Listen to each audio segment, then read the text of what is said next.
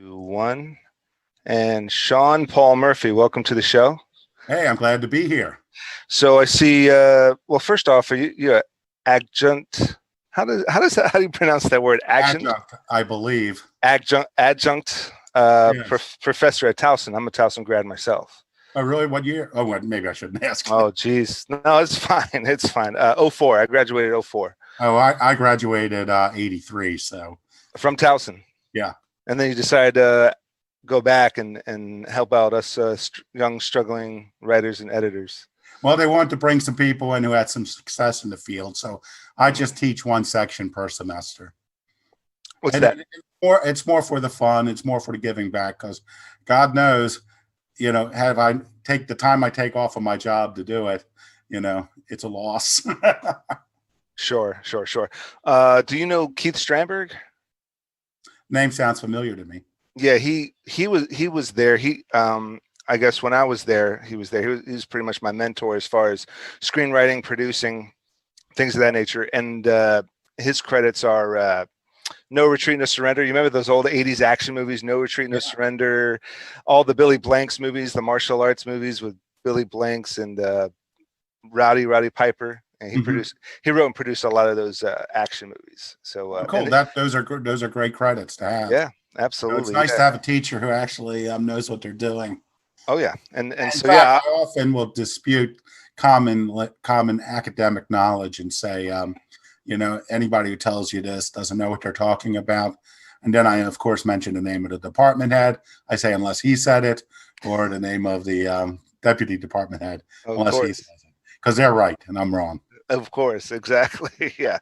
So Sean Murphy, writer, editor, you have quite a few credits under your belt. Also, and glad that you're over helping the Towson students. So tell us a little bit about yourself and what you've been up to these days.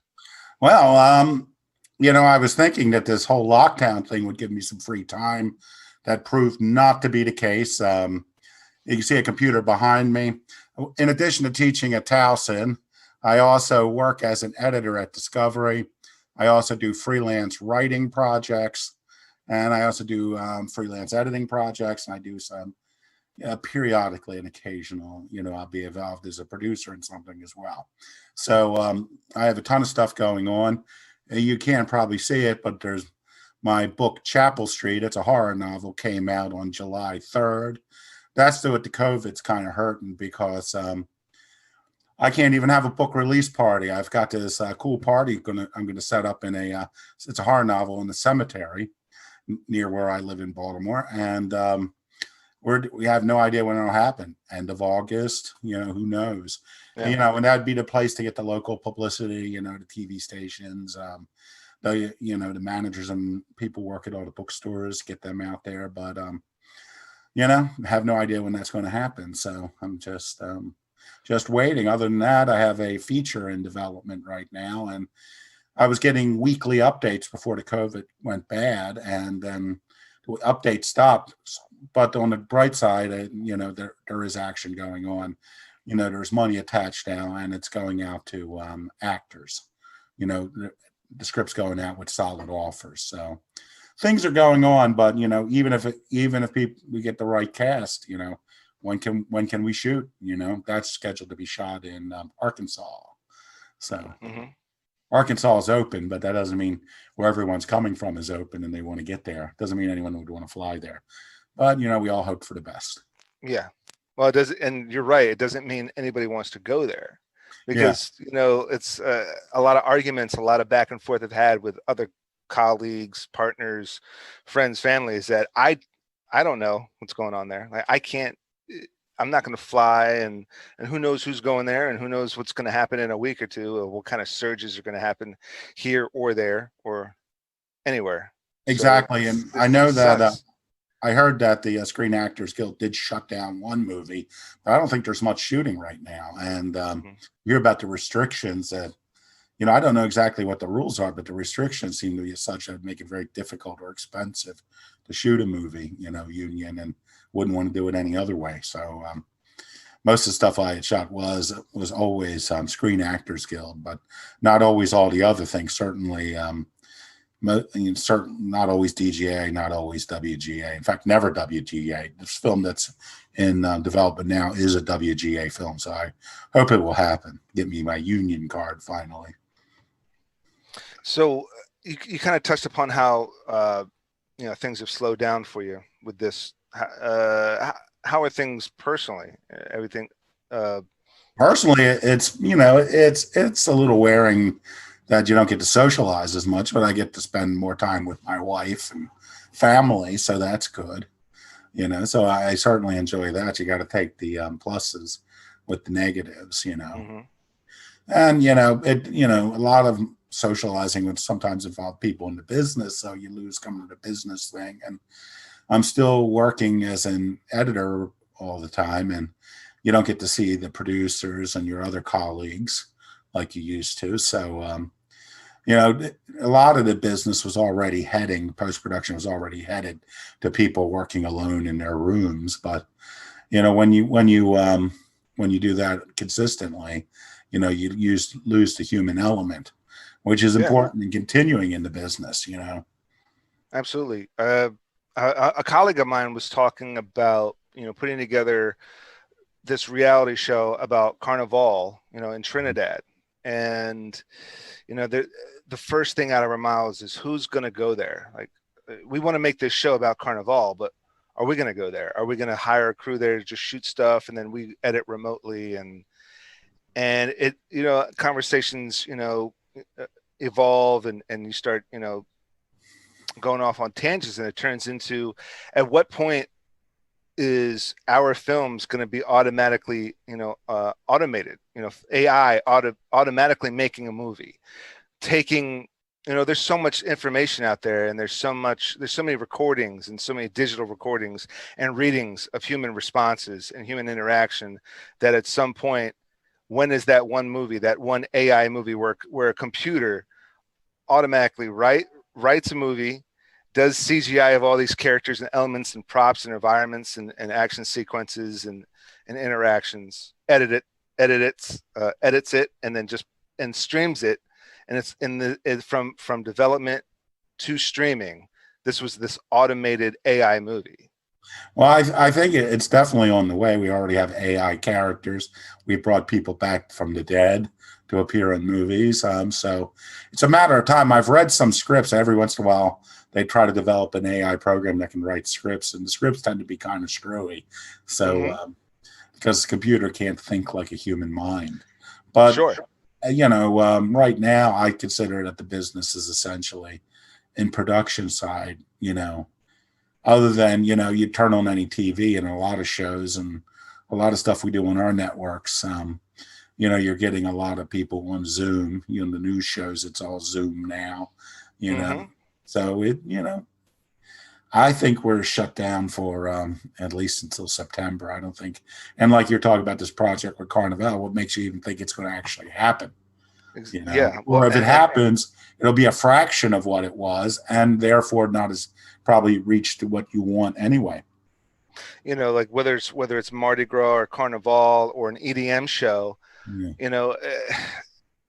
exactly like you said, like even the event, is the event even going to happen that we are documenting?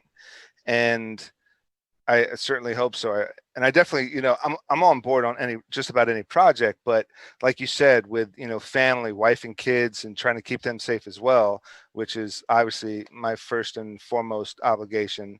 Of course, I'm not quick to jump on a plane or jump. Obviously I can't drive to, Trinidad or the Caribbean. So I gotta, you gotta fly. That's going to be a long drive. Of course, you're going to have to get on a boat at some point, get on a plane at some point.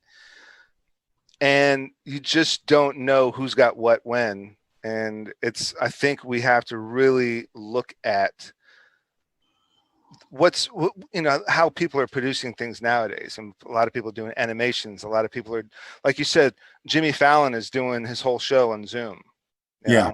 It maybe not the exact program for a Zoom, week or so to see these people doing it on Zoom, but after a while, it's sort of like, I'm over it. I'm putting in a movie. Yeah, I'm putting in something I was shocked before.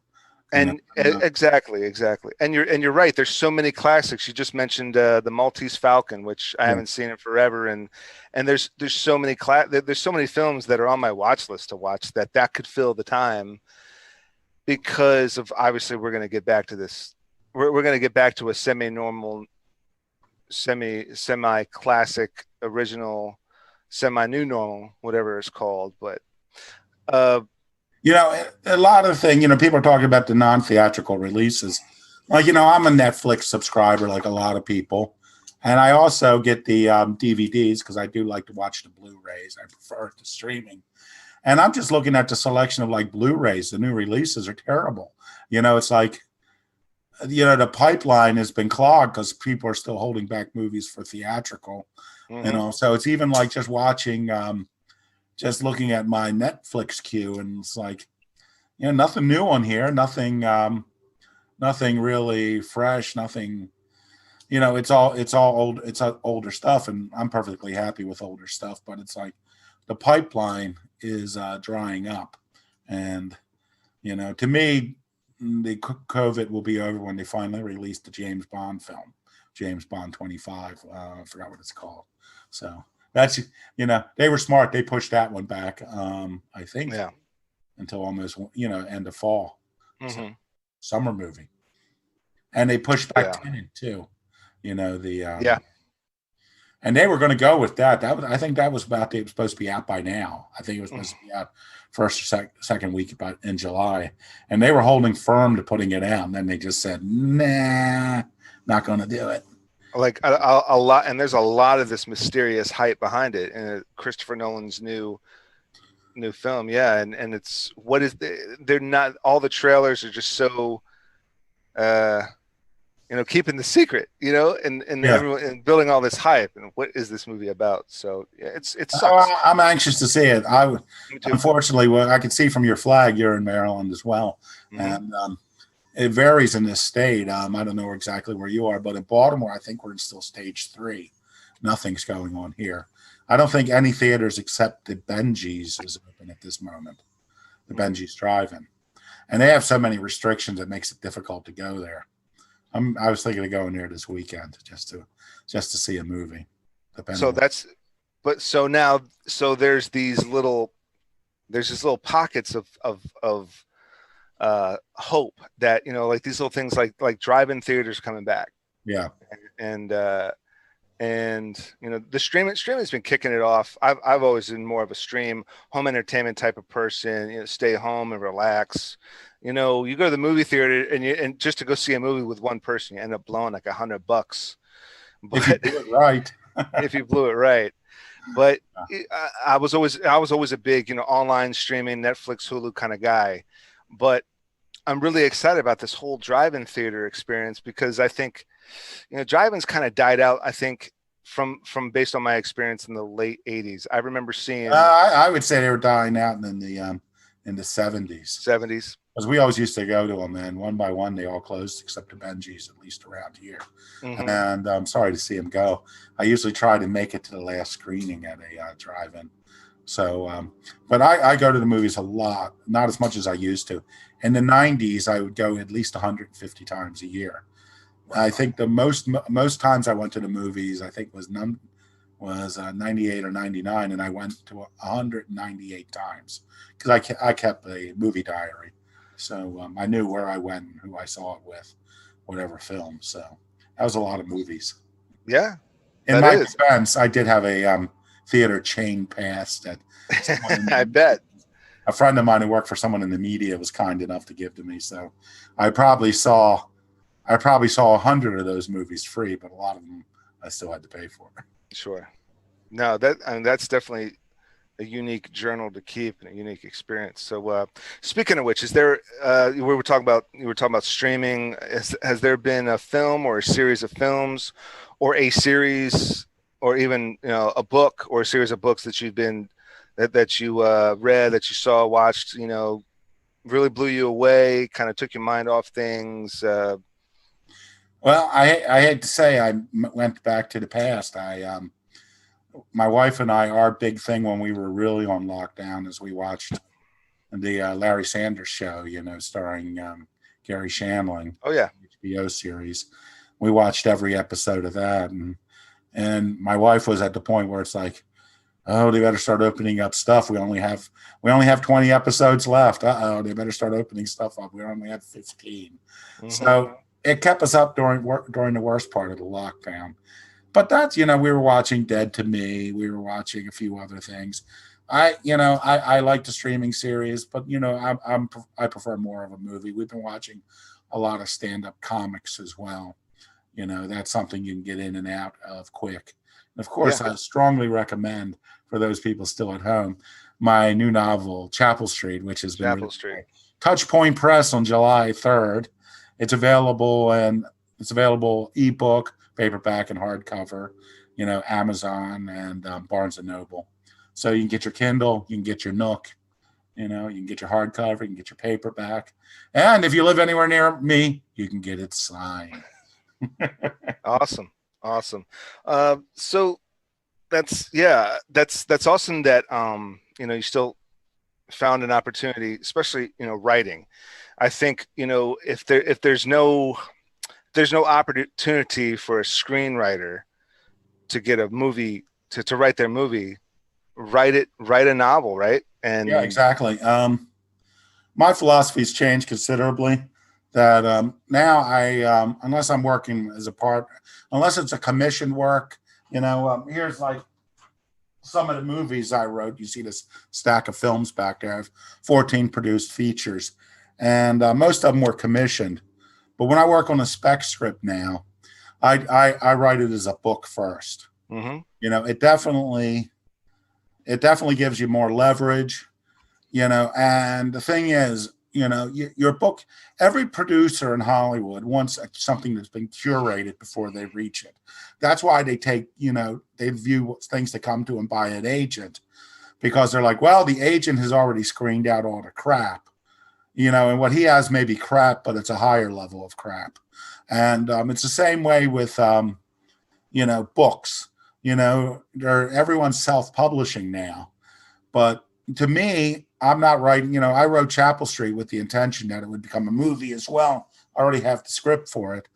But, now I'm just waiting for some book reviews to come in.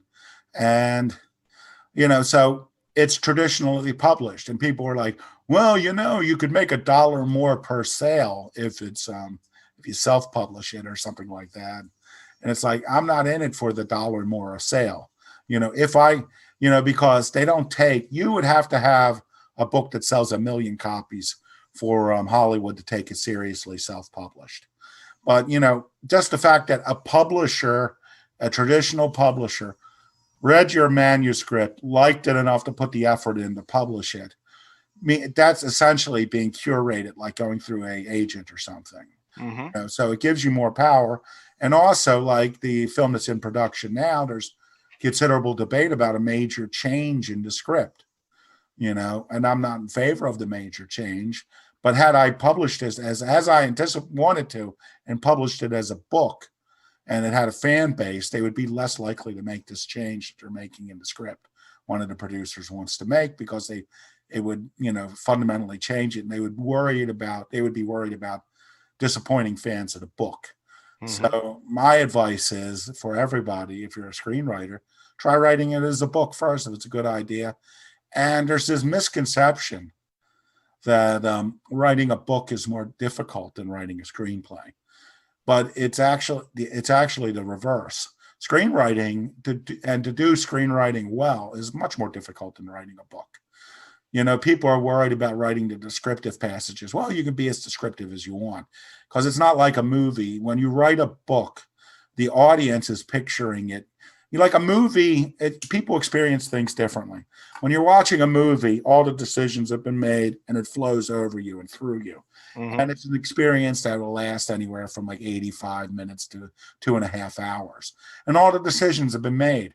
In a book, you're involved in a creative process with the reader, because no matter how much you describe, they're seeing it differently than you are. Mm-hmm. They're creating the visuals with you and surpassing you because of the capacity of their mind to imagine something and the capacity of your mind to describe it. You know, it's you're limited by the number of words in the book. And that's the key. You know, a lot of screenwriters I talk to say, oh, I'd love to write a novel, but it's easier to write a screenplay. But, you know, this is the point I brought up earlier. But actually, it's not true. You can actually, a screenwriting, you're really limiting yourself because you have to express the entire motivation and mental bearings of a character strictly through, you know, dialogue and action. You know, you can't go into the head.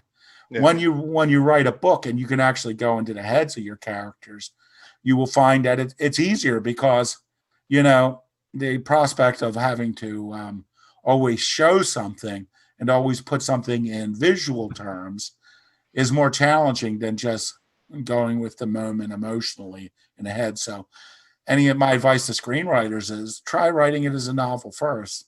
Also, too, you'll get to know your characters more and you'll force yourself to make more decisions. And I'll say in the case of Chapel Street, my book, that book is a first-person narrative. But when I wrote it to a movie, you know, a first-person narrative, you'd think I did not go with any voiceover. It's not first-person narrative in the thing. And I had to not only compress and cut things, but also a lot of things that were going on in his head, I had to present differently in the script, and that so that the story would be told more visually, you know, than by narrative. Yeah, and you raised a good point with filmmaking, and what I've noticed a lot with filmmaking for a number of aspects. You know, what few projects I've worked on, I've always tried to see, you know, the production hacks. You know, I can't afford explosions. I can't afford, you know, squibs and blanks and guns and an armorer. But I've noticed, you know, that a lot of filmmakers, you know, come up with these little cool tricks, and it's also like having the audience of the film create their own scenes in their head. When, let's say, you know, the two main characters having a fist fight, but then, you know, the camera kind of pans away from them and the fist fight is off camera, and that builds more tension. You hear glass breaking, you hear thuds, you hear, you know, fists against face. You can hear all these different sound effects and maybe some shadows and maybe some, you know, glints. Maybe you hear a gun go off and you hear a flash, but you're not seeing it. It's all off camera, and they're focusing on, you know, some artifact, some article, some artifact that is a key prop in the story. But all this crazy action, there's explosions. I forget what movie it was, but, you know, somebody was watching you know, a pandemic, a zombie apocalypse, something, and you could see explosions, the flash of the explosions on the guy's face as the guy's horrified watching, and you hear all these gunshots and screams and yelling. And that is a way of, you know, the writer director doing that kind of novel trick where it's the viewers are kind of like reading a book, and they're creating that scene within their head. God knows what's going on outside that window.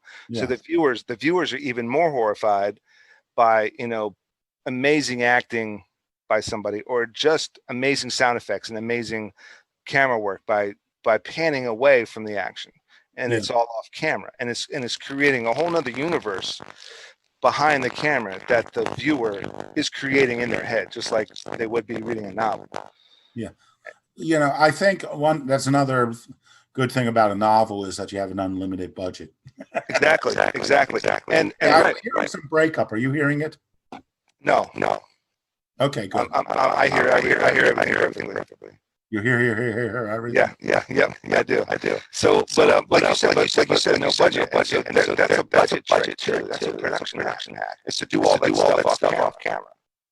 And instead of all this CGI, all these explosions, pyro, and web props, you just do all the sound effects off camera.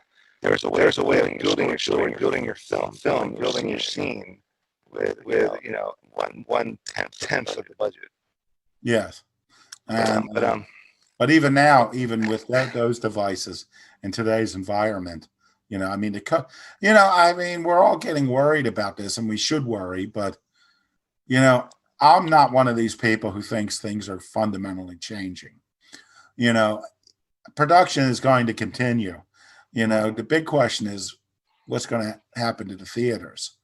but people are still going to want entertainment. But if the theaters die, expect, and also as people give up owning media like Blu-rays and DVDs, CDs, the price of the streaming services are definitely going to rise too, and there aren't going to be as many of them. Some will be weeded out, and there's probably some that haven't come in yet that are going to be good, but things are changing, but the COVID may, accelerate the change, but still, people are still going to want shows. They're still going to want, filmed entertainment. They're still going to want books. The people I feel sorry for most have always been the musicians, because, with what they get for the streaming is so outrageously low. Everyone has to tour. If you don't tour, you're not going to make any money. And I remember working with this one guy, and we were screwed over a couple times by production companies and distributors. But we could always turn to each other and say, well, at least we're not musicians, because these musicians, what they get for, people, it's on YouTube and they get 0.0001 cent per stream. People are still making a fortune, but the average journeyman, non-monster size act, has to work twice as hard now as he had to in the 70s and 80s, in my opinion. I think no one's going to dispute that. Yeah. And, me and some colleagues, one of them's a DJ, and we're trying to figure out these live DJ streams of him, playing some original music he produced and him mixing it and, doing like a 2-hour live DJ set, live music mix set on YouTube, and how to make that, profitable, how to make that at least a marketing tool, if not bringing in, thousands of dollars, tens of thousands, not even $100, but somehow making that another marketing tool for him and for myself, and branching out from just more than just music and more than just streaming, maybe ads and it's like it's almost like you got to do 10 things to strike gold at one. Exactly. Type of mentality. For one thing, like with my book Chapel Street, the publisher recommended that all the authors at TouchPoint Press to live read a chapter from their book, just to keep awareness and entertain people. And I'm not one to do a live read, but I did was I read I have another book out that was previously published, also by TouchPoint, and I have like 2 works in progress. And I simply I read chapters and I put visual stuff over them, put them on YouTube and put them places. On one hand, it's fun, it's entertainment designed to keep people entertained during the COVID, a little piece of free entertainment, but it also markets the book, and they were fun to do. It was a kind of wearing, because I told myself I was going to do a chapter of read a chapter and then do a little film of, film it, put it on YouTube, put it elsewhere once a week.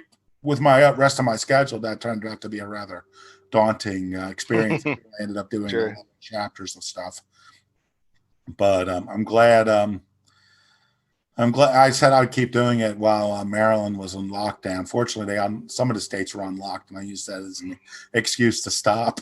Some of the counties in the state were unlocked. I still have my COVID hair. I haven't cut my. Yeah, same here. That's why I'm wearing the hat. But forced vacation, right? Like it is what you make of it. It's a forced family vacation. I am getting in some work, and I'm finding ways of being productive in my time, but you have to find it. I always feel like make the best of it. You got to look at the positives, not the negatives. You what is that? Yeah, hope for the best, plan for the worst, and then make the best, and make the best of it, and keep striding through, and adjust and overcome, I guess, is that old Marine saying. I don't. Yeah. But what would you say is next on the agenda? What's your next set of goals? Your next agenda for say the next 6 months to a year? Well, I'd love to get the book on a better footing. Even just have a release party and get some more press. Also a lot of these places that do press are undermanned as well at this time. But basically, my book Chapel Street. I hate to sound like I'm always pushing things, but it was it was inspired by a real haunting and that my family experienced that we never talked about for essentially 40 years when it began till the time we left the house until recently. And I've been blogging about it in my blog, SeanPaulMurphyville.blogspot.com. I've been doing an oral history of the house and the haunting, after the book came out, because the reason I wrote this book was because my mother asked me, I had two siblings kill themselves. And my mother asked me if I thought that the entity in the house was in any way responsible for their deaths. And that's what inspired me to write this book. And once I had the rough draft done, I let my surviving sister read it. She's like, she saw what I was doing. And she's like, this is a cartoon version and much exaggerated version of what we experienced. And she decided, well, we should all talk about it. So I'm doing a series of blogs, and I'm about halfway through, but they've been stopped by COVID too, because I like to do interviews in person. I'm nearly done with dealing with the haunting directly.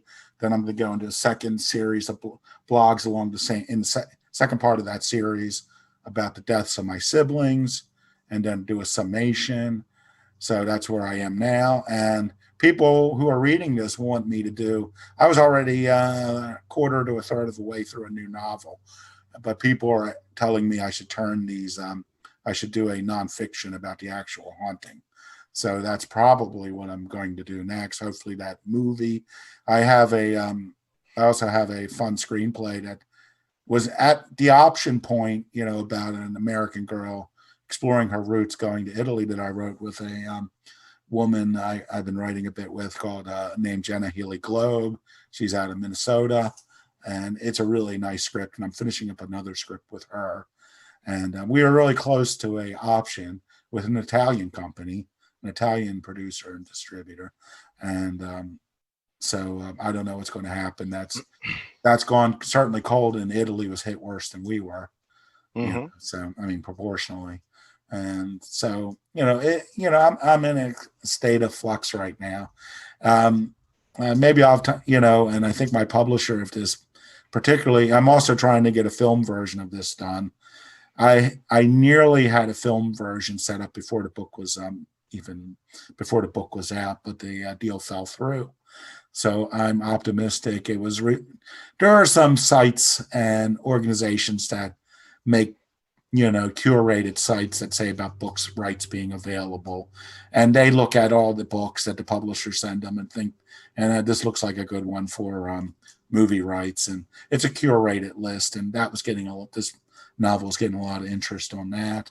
I was getting interest on it on my own, so I'm hoping to make a movie of that, because the best way to sell books is to make a movie, and I thought it would make a good movie even when it was a book. Yeah.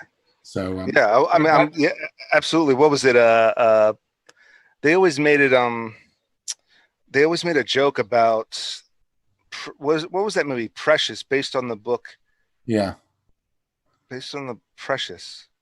It was in the title. That movie. Everyone calls it Precious, but it had a long title. Based on the book something by Sapphire, and I can't remember but the book had a different title. But Precious, based on the book. Based on the book Sad by Sapphire, and it was like that was the whole title of the movie, and it was almost to like sell the book, but apparently but then again the movie won a number of Oscars. It was nominated for a whole slew of Oscars. It did really well, and yeah. I don't know if this would win any Oscars, but I think it would. I think people would really like it. I think it's pretty much, considering that it's a very personal piece. It's funny though, what's been going on lately in this book. The protagonist is a male, and the first people who were interested in it were looking to make a deal with make 4 horror films at $1 million a piece. Cheap, but what the heck. And I would have been the 4th one in. And the head executive producer, the money guy, was like, we already have 3 films with male protagonists, so would you change it to be a female? And to me, this is it's a story about brothers. Well, guess what? It became a story about siblings. So I did actually write the version of the script with the female lead. And my other film that's currently in pre-production had a male protagonist, and they switched that to a female protagonist as well. Dr. Saul Brumbeck becomes Dr. Sarah Brumbeck, so, we're getting woke over here, Yeah.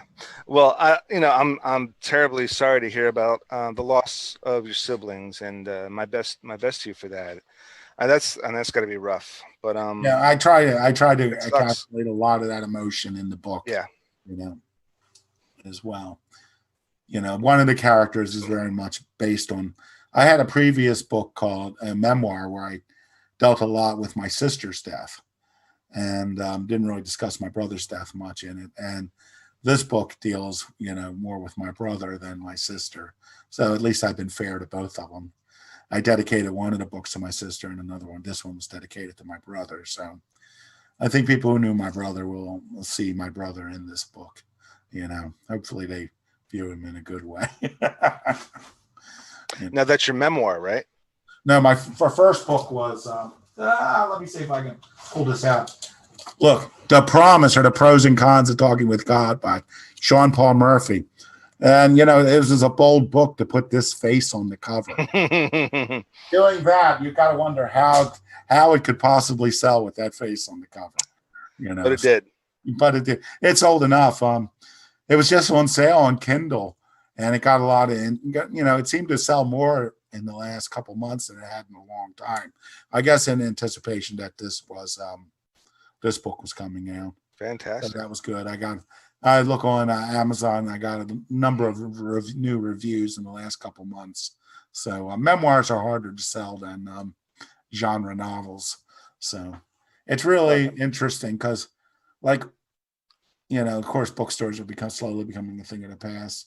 I would go into a bookstore and I would, I wouldn't specifically go for, I'm not like, oh, I want to read this genre. I would just go into a store and just look for something that seems interesting.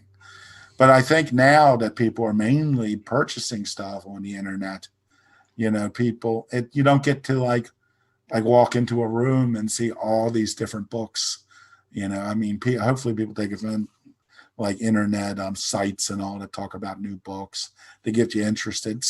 I feel the same way with movies. Like, it was great going down to Blockbuster and looking at the wall of new releases, because then you get to see all these made for video or made for DVD films that didn't have publicity budgets, but Blockbuster always wanted to put something new up. Mm-hmm. So you can see dozens of films, and you at least look at the covers of dozens of films you would have never thought to seek out on the internet. And I think something we're losing in the movie world and the book world is the ability to just browse and look at a lot of different things before making your choice. Now you generally are like typing in specifically more exactly what you're looking for, and you miss out on opportunities to learn new things and experience new things, in my opinion. Yeah, and and it's funny you mentioned Blockbuster. So I also use Tubi and Pluto and Vudu, which are free streaming. They have obviously they show movies with ads in the middle, maybe one to three ad breaks in these movies. But I'm finding all those old cover boxes that I remember at Blockbuster that I said, man, I'm going to rent that next time. I got the new release with Van Damme, or I got the new release with Arnold or whoever. Mm-hmm. But when I come back, I'm going to get this old movie because this cover looks crazy, this weird sci-fi movie, this weird action movie or horror movie. And so finally, now that I'm scrolling, swiping through Tubi or Vudu, and I'm seeing all those covers, I'm like, man, all right, I'm gonna watch this. And I'm finally getting around to watching it. And half of them are terrible, but the other half are like really like, kind kind of cool, cheesy, nostalgic 80s and 90s movies that I always remember seeing, like these bizarre cover Yeah. boxes. Yeah. Well, I tell you, I really one genre I think has really been killed is the B action movie. I mean, they still make films like John Wick, but those are big budget films. It's sort of like a Jean-Claude Van Damme film or a Steven Seagal film. People, like who would make those films. And now when you look at those films, you can see that their budgets were very small. A Chuck Norris movie or something, but they don't make those mid-level films, and there's reasons why, but it's still sad that they don't make them. And the big boom was when mini DV was a format, and people were shooting, because then there was just a flood of really horrible horror movies that were shot on mini DV, and, and you don't get, now, like when I first got on Netflix, it was still filled with those movies. Yeah. And it was it was those ones you'd see at Blockbuster. And now Netflix has upped its game. And now that the HD stuff has come along, you don't see those same quality of films. At least even a bad movie now will at least look good. Yeah. If it's on a major streaming service, it at least looks good. Absolutely. They have terrible sound, but yeah. Well, it's funny you mention that with those B movies, B action movies, because that's what I grew up with. That's what I loved. And I know some of these are A movies too, but the Rambos, Rambo 2 was a really big budget B movie, if you ask me. Rambo 2 anyway. But the Rambos and the Rockies, the Predators, but like you said, the first 6 Jean-Claude Van Damme movies and those first 5 Steven Seagal movies, those are the ones I grew up with. And there's a movie on Netflix. So our new Jean-Claude B-level action, amazing B-level action movie is Scott Adkins. He's a British martial artist, white guy, and then Michael Jai White, Michael Jai White, Black Dynamite. Yeah, Black Dynamite, and then, I got to meet him. I was at the. He's a very nice guy. I got to meet him at the premiere of Black Dynamite because a friend of mine was one of the producers. So. Oh, very cool. I was extremely disappointed that film did not take off the way it should have. Everyone thought it was going to be a hit. They marketed it completely wrong. Yeah. They went to the Tyler Perry. They marketed it to the Tyler Perry audience when they should have been marketing it to the college audience. Yeah. Hysterical. Because they should have marketed it to the same audience as Kung Pao. You remember Kung Pao, Legend of the Fist? Yeah. They should have marketed it to the same audience because Kung Pao was just the dumbest thing I've ever seen. It was hysterical. It was brilliant. They took, a bunch of old kung fu flicks that I don't even think were released or were released really shortly and did terribly. And they reused the footage. They overlapped this guy in there, and it was a huge success. And they should have done the same. They should have marketed to the same crowd for Black Dynamite, because that was a fantastic, hilarious movie. Yeah, the martial arts worked. And the comedy worked, and they really captured that vibe of the 70s. Oh, yeah. There's always talk every once in a while that there's going to be a sequel. And Michael Jai White is such a good action star. And he is. He really knows his stuff. Oh, yeah. There was another movie Michael Jai White did, and had they pumped, another $5 million into it, it would have been a summer action blockbuster. I can't for the life of me remember the name of it, but I remember seeing it. That vicious action, decent story, just like a decent story, just like Sleepless with Jamie Foxx. I don't know if you saw Sleepless, where he was stealing money from a cartel, and it was pretty much a similar kind of storyline.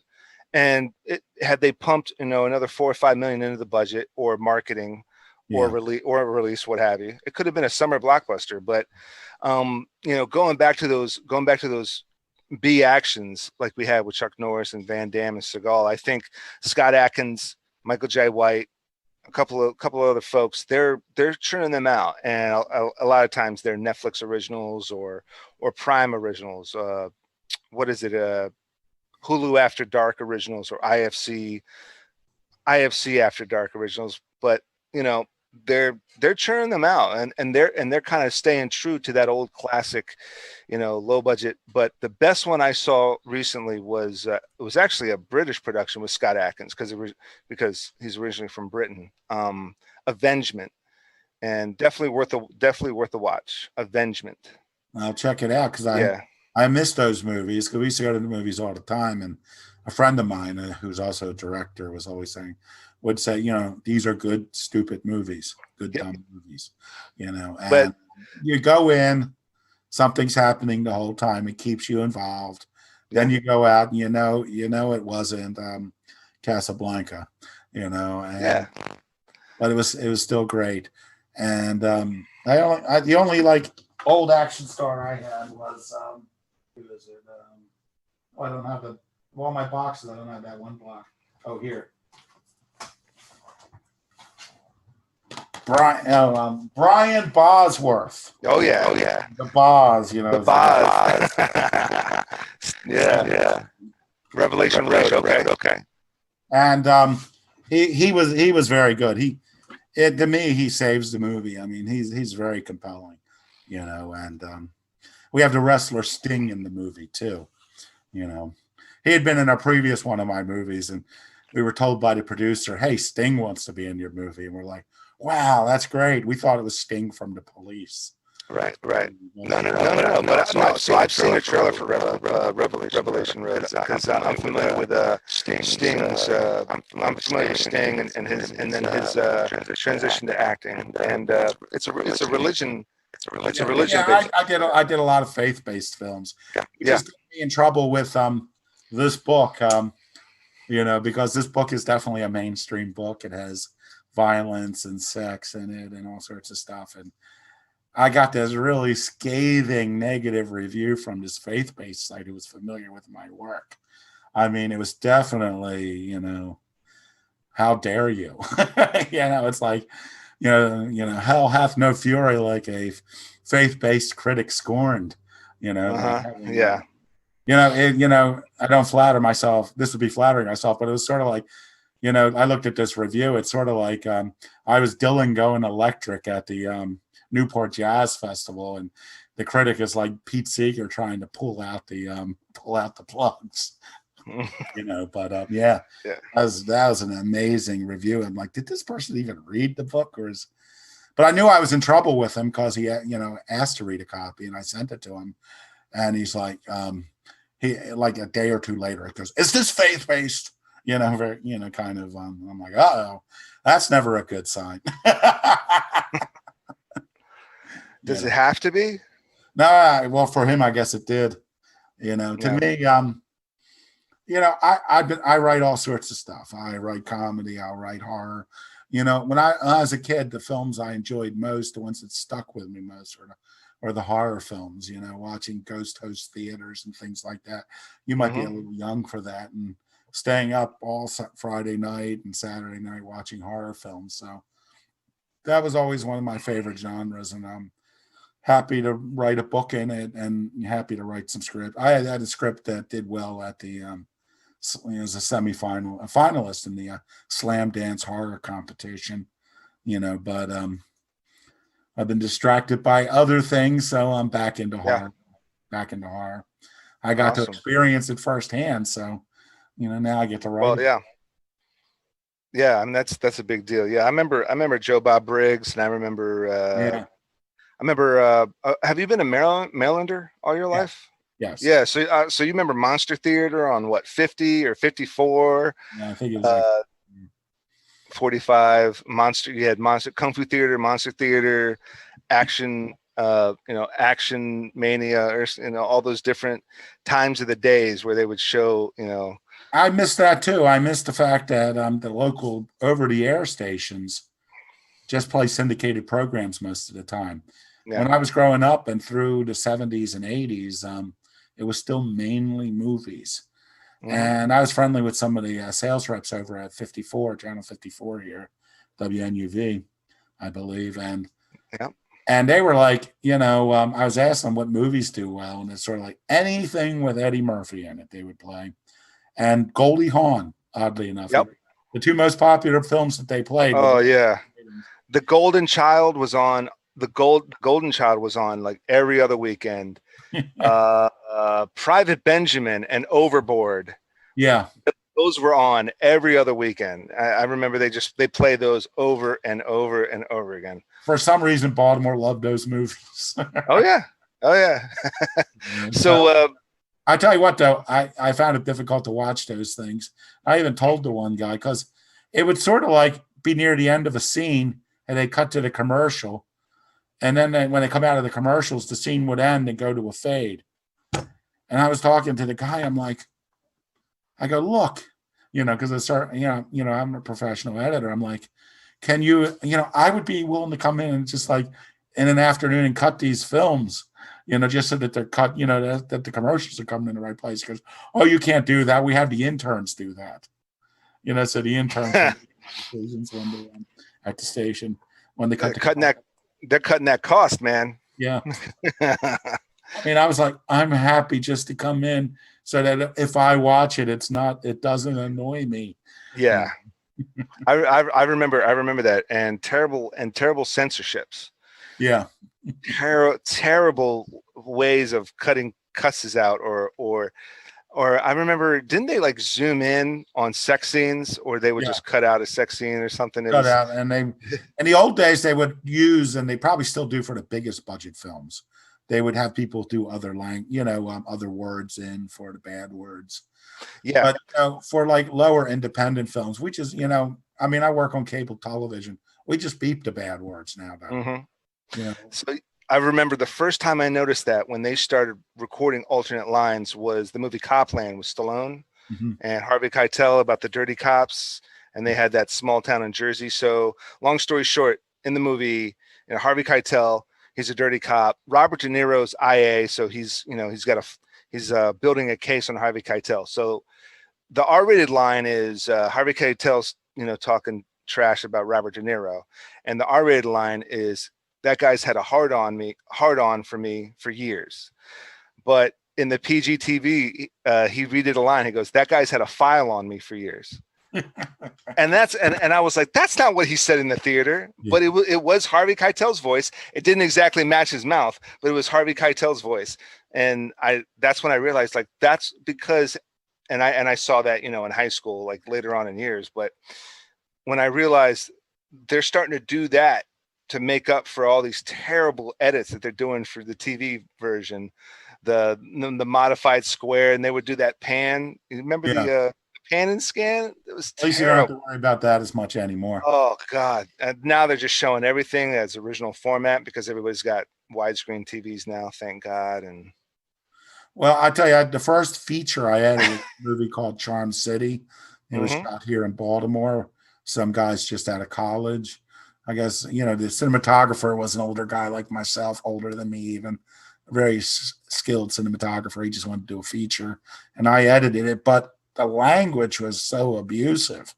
This was like 1998, and the film has not been released yet. And it was like, and I told the director, because there were some scenes in particular where we could get around it. And I said, I hate to say it, this is going to cost you money because it will never run on TV, which is an important market. And, it could run on like HBO, but it's not big enough that it will be on HBO, and they're like, oh, don't, he's like, oh, don't worry. This is going to be the way, it'll be fine. And about 2 years later, somebody called me and said, Sean, is there any way to get around this language? Because it was a barrier. But I think we're going to get that film finally released. One of the actors who had a VHS of it was posting clips, and people seem to be enjoying it. And I talked to the producers, and there was some feuding between the people who owned the film. And I think that's all over with. And I'm like, we should at least put it on Amazon Prime, even without them buying it, just put it up there. It's a 20-year-old film. And, it has that, one of the things, the other genre that's really suffering is comedy. People are so afraid of being canceled by saying the wrong thing. Comedy now, this country no longer has a sense of humor. And this is definitely kind of an old, raunchy, misogynistic, old Kevin Smith, the film I would compare it most to be like Clerks or something. Charm City. Not that good, not that limited in location, but it's got a vibe like that. And I think there'll be people who would respond to that sort of retro kind of comedy type attitude. Yeah. Now this is Charm City you're talking about. Charm City, yeah. Yeah, because I've seen a lot of stuff recently within the last 5 years about Charm City, some advertisements and maybe like them trying to like push it to finally get released or something. I think I might know some. I think I might even know some people. You're around here. You probably know somebody who was in Johnny Alonso or something. You know Johnny Alonso? Mm-hmm. Yep. Johnny Alonso was the star. Okay. Yeah. And it's funny because well, I will say that they needed some additional scenes, and I wrote the additional scenes, and that's when I finally met Johnny, and I'm like, yeah, he's such a trip, Johnny Alonso. He's always fascinating. So he's pushing it. I've had conversations with the producers. I have a whole closet of the work print and the this was film, the work print and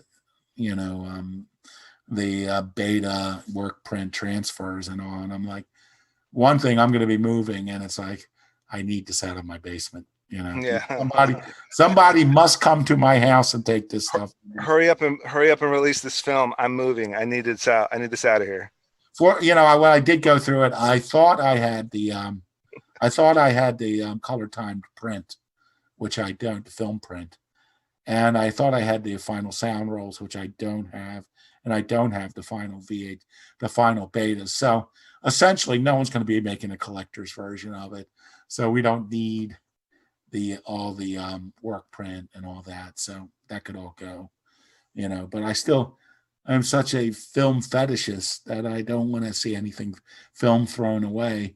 The guy who did the negative cutting gave it to me, and he's like, he was owed money on the film, and he seized the film to everything he had. And he told him he was going to throw it away, and they thought he did. And he came over to me and he said, "Sean, I love film. I can't destroy it." He's like, "Here, you take it." So he brought it over to my house and he said, "You take it." He goes, just don't give it back to him. It's like, well, what am I going to do with it? Yeah, you're right. I mean, there was like when I went to Towson, do you still have film 1, film 2, and film 3 courses? I believe they do. I don't do the production courses. I'm too busy. You're doing what, editing? I just teach screenwriting. Screenwriting. Yeah. 377 broadcast film. Oh, I remember that one. Still the same number, I think. Yeah. Yeah, but EFM 377. And the first thing I asked the students, I go, "Do you know what the E is for?" And they go, "Electronic." I said, "No, easy." I said, "Look at the grading rubric. If you complete all the assignments by the due date, you will pass. If you do adequate work." I mean, you don't have to be really good, good. All you have to do is because I'm kind of hamstrung by the grading, So I tell people all they have to do is do the work on time. Some people had problems with that though. Oh, I did last semester. I did when it finally came to like grabbing a camera and shooting and then going to the lab and editing. That's when I started succeeding in school. But there were classes where it's like you got to write this and or you got to essay and it was a hit and miss for me with those kind of classes. But personally, I liked the end of last semester with the COVID. Though some students kind of fell off the map for a while. Most of them came back and delivered the papers. I didn't really get on them about the due dates of things. And, but I really felt I got to spend more time with the students than if we were in the classroom. We were having Zoom meetings. And a lot of my classes, particularly near the end as they're doing the finals projects, a lot of it is like one-on-one. Like you get 10 minutes to come into the class, you make an appointment, because I didn't have an office, or I had an office, but I didn't like to use it. But on here, I would just make them do it. And normally my class is like 6:30 to 9 or something. And I would I would go till midnight with the kids easily. And the ones who signed up early got on, the others would have to wait. But, rather than just giving them 10 minutes, and I really feel I was able to walk them through the process more and show them, more about, structure and formatting than I would normally have the time to in the normal class environment. So on one hand, it was bad because when you have students in front of you and you're looking at them, you can tell who's paying attention, who's getting it.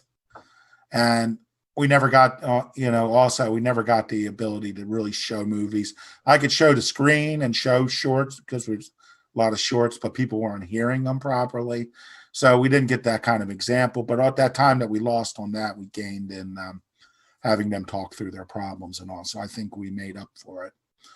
So this last semester, I was kind of embarrassed that everyone got such good grades because they send, the department secretary sends you like a breakdown of the average, how many students got this and this. And I'm looking at it, I'm like, oh my God, everyone's going to think I'm the easiest grader in the world looking at that. But, a lot of the students really stepped up. And there's always at least one or two students who I really think are at professional or near professional levels who could probably go into a writing room on a sitcom or a TV show. They could leave my class and walk right in there, so that's always good to see. Yeah. So that's amazing. So, kind of touching upon that, and we touched upon it before, the new normal. What's your viewpoint? What are you thinking? What are some of your views of what we're calling the new normal? Well, I don't know what the new normal is going to be. Everything was already, things were in transition before the COVID, and it'll be interesting to see when they swing back, how far they swing. I'm worried about theatrical. I'm also worried about the networks, the big three, because they have they don't have the same edge as the streaming services, but also in a sense, they're the biggest employers as well, the three networks, and they do the stuff that is aimed at the widest possible audience. And if those, if the networks fail, if the theaters go out, I mean, to me, if the Hollywood starts to drift more off the theaters, it may give independent filmmakers, and not the people who are making films for like 100,000, but those people who are making films for 1 to 5 million may get their opportunity to be in the theaters. Like there was a horror movie, I think it was called The Wretched. That was the #1 film in America. But it was really only playing in like 15 theaters. But, perhaps people like that, will get a chance to get theatrical releases because the studios will continue to make fewer films. And the lower films they'll do will end up being released straight to like Netflix. Because a lot of these Netflix original films are just purchases that Netflix made from Paramount or someone, because Paramount does the number crunching and saying, once we put the money in for marketing, this film isn't going to make us any money. So they make a profit. They sell it to Netflix, and Netflix does fine with it, but it wouldn't have done as well for people in the theater. And certain films that really do really well, like I remember everybody was talking about that Sandra Bullock film, Bird Box. And they're like, oh my God, if all those people who saw that the first weekend had seen it in the theaters, it would have been like $150 or $175 million film. And I'm like, yeah, but would have everybody have gone to the theater to see it? How many, because it was a good film, but if you looked at like explosions and all, you could tell that it was not, class A special effects. I mean, the story worked and everything, but it was, I'm not sure that would have been as big a hit in the theaters as it was for streaming. I mean, everybody was talking about it on streaming. It would have just been another movie in the theaters. So I'm thinking that the lower, everybody says it's streaming and this and that or cost, but really why the studios are making fewer films and fewer of these B action films is there's something called clearances, which may be too complicated to get in if you don't know what they are. But basically theater chains used to be like in Baltimore, there's a theater, the Senator, and that would be like an A theater. So a big film like Jaws would come out, and no other theater within like a 5-mile radius could play it, because it had the clearance for that area. So a big film like that would like play in 6 theaters. Well, a theater chain at that time may have owned 20 theaters. So they need other films. So Hollywood would always have like an a film, and then they'd have a couple of B films, the kind of films that, like Quentin Tarantino kindly always calls the grindhouse films, Mm-hmm. Mm-hmm. and those films would play in the B theaters. Like in my neighborhood, there was a theater, the Arcade, and it was a B theater. It was probably a C theater. It would get the A, because my family, like say if my family wanted to see Planet of the Apes with Charlton Heston, they would go to the Timonium Drive-In. The Drive-In was an A theater, and it would show up at the Arcade like a year or 18 months later. Yep. But until then, they would be playing B westerns, B action films, Mm-hmm. The Hercules movies, the Mm-hmm. dubbed ones. They didn't play much kung fu though. They didn't play much martial arts, the biker films and things like that. So that's why they don't make as many films, because with the multiplex, they can't, the clearance things no longer matter. And for contractual reasons and to satisfy the chains that they have relationships with, they don't need as many films as they used to. So that's something people overlook, but that's a key feature of why they're making fewer films. So, but now they're making, if they can, I don't know if people are going to pay necessarily $20 for like a one-time screening once COVID's over of like, They're not at home for, the Trolls movie or something. Yeah. COVID's over. So, we're going to find a mix. Theaters aren't dead, but once they go, it's going to change things dramatically. And it's going to change the movie the movie aesthetic too, of going somewhere, particularly a comedy, to a packed house and that communal feel of the laughter, or the communal feel of the jumps, like Blair Witch Project I saw. It was unbelievably packed. And there were all those false rumors. Oh yeah. I went there opening weekend. I saw Blair Witch. I remember all the hype. I remember all the trailers. I remember all the fake news on that film. Yeah. Yeah, I was working in New York a lot, so I heard about the film a long time and that it was a phony movie a long time before it went public. But the audience was so into that film. They jumped, they did this and that. It was an amazing experience. And there seems to be a backlash against that movie. And I think a lot of people are embarrassed how into it they were. You know what I mean? Yeah. But why? That it was, it was kind of fraudulent in that way. And, I was almost did a film with one of the directors of that. And, I got to give the guy credit, for pulling that off. But, and I think it was, a very compelling movie, and haven't seen it since, but there's a lot of movies I felt had a certain appeal that I don't necessarily want to see it again, because it's like seeing it a second time is going. There are certain films I can watch endlessly, but there are certain films I know if I see it again, it's not going to have the same magic for me. So I don't want to ruin the experience I felt with it when I first saw it. Sure. Like E.T., for example. I mean, that really captivated me when I first saw it. And I just know I'm not going to feel that magic again. So I won't see it again. Maybe if one of my grandkids or somebody wants to see it, then I'll watch it. But, I don't seek it out. Yeah, I'm a bit on the opposite spectrum of that, where you raise a good point, where what we're getting now is not as good.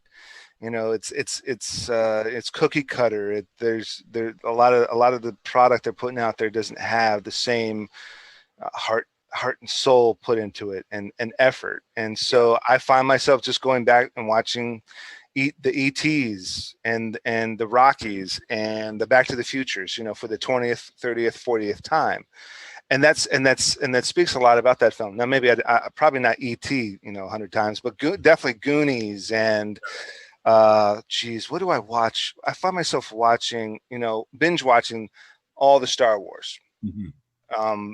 Again and again and again, because they stand the test of time. Yeah. Well, I tell you, I think one of the major problems is that because of the emphasis now on the foreign market, they sort of can't make the idiosyncratic films that they made in the 70s and 80s anymore. The more personal visions films that they used to make. Yeah. And as a result, I'm not feeling necessarily the emotional connection. It's like all these superhero movies, and I'm not like a snob. I don't say, oh, I would never watch one, but it's like usually a summer, and of course this summer I haven't, I watch one, maybe two, but I don't need to see six of them. I mean, but people will say exactly the opposite. They'll say like, well, you would watch six action movies. Yeah, but it's different. It's like they were set in kind of in the real world. So I gotta look at that. Yeah. So, But no, I'm a big fan. It's funny you mention that. I'm a big fan of the whole Marvel cinematic universe. Every single one of the movies. And it's funny you mention that because someone said to me, how can you watch all that? It's like 40 hours, and it's the same thing. Like the same movie. Well, how can you binge watch The Office on Netflix more than one major way through the series? You watched The Office season 1, episode 1 to season 9, episode 15. That's the same amount of hours as you can almost look at the MCU, the Marvel Cinematic Universe, as a series. Each episode is an hour and a half to 2.5 hours long. I mean, you want to get into specifics. I mean, they do build on each other, and one movie builds two characters, and then they get their own movie, and it kind of like expands on these characters and expands this universe and expands this bigger story, this bigger, Star Wars-esque, Star Trek-esque universe that Marvel's trying to build. But I mean, I think it all chalks down to like what people are into. I mean, if you're not into superheroes, you're not into superheroes. Well, I hate to say it, maybe more of a DC guy. Oh, okay. That's fine. Oh, that's what's frustrating me, because really my top two favorites are Superman and Batman. Yeah. But the better movies are the Marvel movies.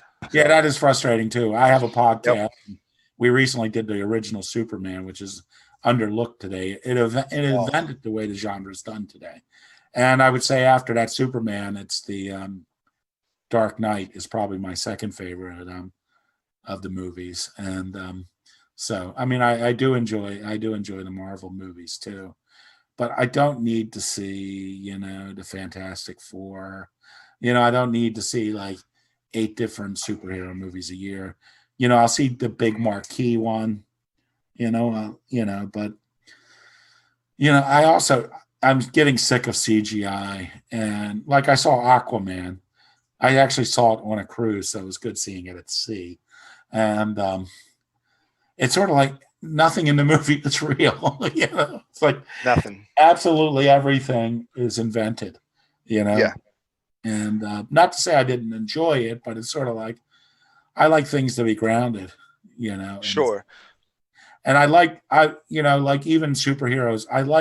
Would like superheroes to solve problems that we face every day, and not necessarily like invaders from another universe. It's like Batman is battling criminals. You know what I mean? Mm-hmm. Yeah. Things like that. And when Netflix pulled out The Punisher and the series Daredevil and Punisher and even Luke Cage, it was way less CGI. They pulled off some special effects with Luke Cage essentially being Superman, bulletproof, and he was getting shot up and they were just bouncing off of him. But I mean, the Punisher's human, strictly human, and he was, like you said, kind of dealing with normal everyday kind of situations like that. And Daredevil, Daredevil's has a bit of a chemical enhanced superpower of hearing and all his other senses, and he's blind. But somehow, but somehow they figured out to have that stuntman, that martial artist, be blindfolded and doing some of the sickest fight scenes. Yeah. And it wasn't CGI. It was like legit one shot, one long duration take fight scenes up and down a hallway, and this guy is being blindfolded. Yeah. And they found their more darker side of Marvel, and it's not chock full of CGI. It's just straight up, just camera rolling and guys beating each other up type of deal. Yeah. But no, I mean, I agree. I think there is a bit too much CGI out there, and we need to get back to like we were discussing earlier, like those Van Dams and those Chuck Norrises, where it was just, you know, one guy against another guy, one guy maybe against three guys, like the Jackie Chans. Like, I'm exactly. huge fan of the older Jackie Chans, the 80s and 90s Jackie Chans. Yeah. When he was still throwing himself off buildings and things. Yeah. He got too old. They kind of like, oh, okay, I've made enough money. Let's see what CGI and wire. Have you seen these later Steven Seagal films where it's like he's not even the action guy? It's like he's got young people that go out and do most of the fighting with him, and he might run for something. But I hate to say that I kind of have to go because I think some people are going to come rushing into my house. Oh, hey, no worries. I don't mean to cut you short or cut me short because I could talk all day. No problem. So could I. So one last point for our viewers. Yes. One last point. No, one last point. Oh, do you have one last point for our viewers? No, I just say take advantage. If you got the time, take advantage of the time to be creative. You know, at least you can write something. You can always. You might should be able to shoot. You may not be able to produce, but you can always write. You know, and absolutely take full advantage of that. I feel sorry for the crew people. You know. Yeah. So. Well, any last plugs? Chapel Street. Yes, Chapel Street. And be sure to check out my webpage, SeanPaulMurphyville.blogspot.com, where you can learn all things Sean Paul Murphy. You can read about that true haunting. It's a series of blogs called The Haunting of 21 St. Helens Avenue. So, All right. Well, you heard it here, Chapel Street and Sean Paul Murphy. Thanks again for coming on the show and chatting it up. And I know you got to go, so I'm gonna let you get out of here. A little hand peeking in. That's yeah. Well, hey, that's the new normal. I get it. It doesn't. That's the new normal. So. All right, Sean. Well, thanks again to my viewers out there. Like, subscribe, share, comment, ring the bell for notifications, and check us out next time. Okay. Thank you very much. Thanks for having me. Thank you.